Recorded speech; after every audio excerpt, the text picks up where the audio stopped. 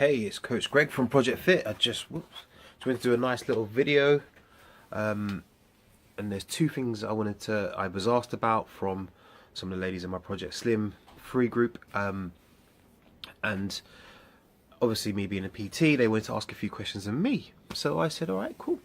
So the first one was from a lovely lady named Deb, who's recently done my Project Slim 2.0 course, and she wanted to know if I track my macros. Now, the answer is yes and no. Here's the thing. I inherently don't believe you always need to track your macros and your calories on an app like MyFitnessPal. You don't need to do it all the time.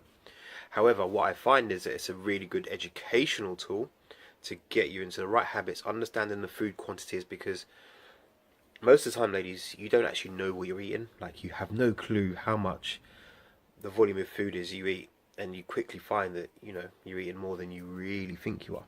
So I think MyFitnessPal is awesome for that, in terms of that kind of educational purpose. But to do it all the time, I think could be very difficult and wouldn't be a lifestyle.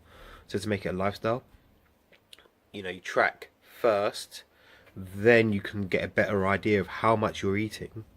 Yeah, then you'll know eventually, like, what 100 grams of chicken looks like, 100 grams of pasta looks like, etc. After a while, it becomes intuitive.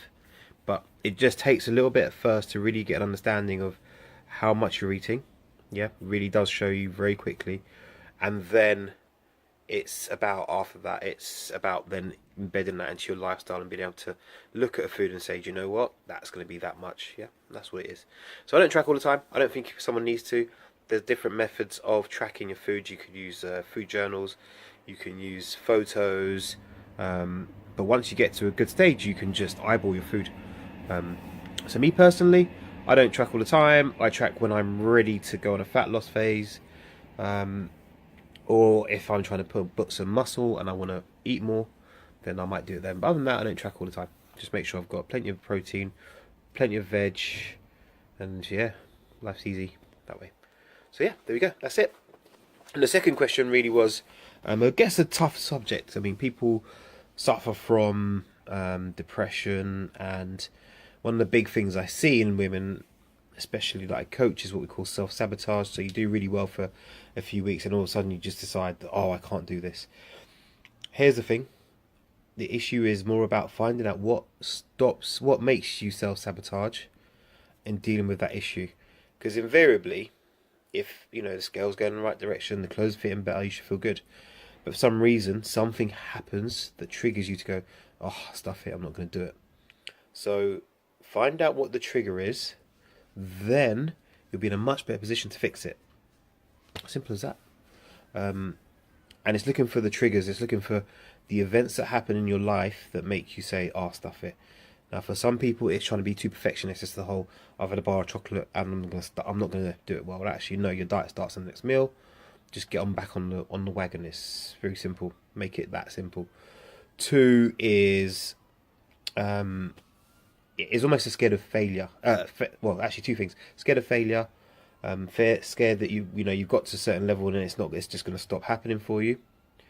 Or C, it's actually scared of being the new you, and the old you trying to grab you back. So, ladies, deal with that. Find that. And what I always suggest to people is, look, if you can't and you struggle, get a coach. I still have a coach. I have two coaches, in fact, who help me with my training, my nutrition, and also my mindset. Seriously, it's probably one of the biggest things you can actually do. Even if it's for a short time span, get a coach. Someone to talk to, someone who's objective but has maybe been through what you've been through or understands it very well, is the value of that is immeasurable. Failing that, find out what the trigger is. Know when it happens. Is it around social occasions? Is it around seeing a certain person? Is it based upon a certain remark that you find? Find out what the trigger is. Understand the trigger. Then start to learn that actually there is another way to deal with it, and you'll be fine. But it ultimately takes practice. Okay, so those are the two questions that were asked of me. Yeah, I hope they help. Catch you later, ladies.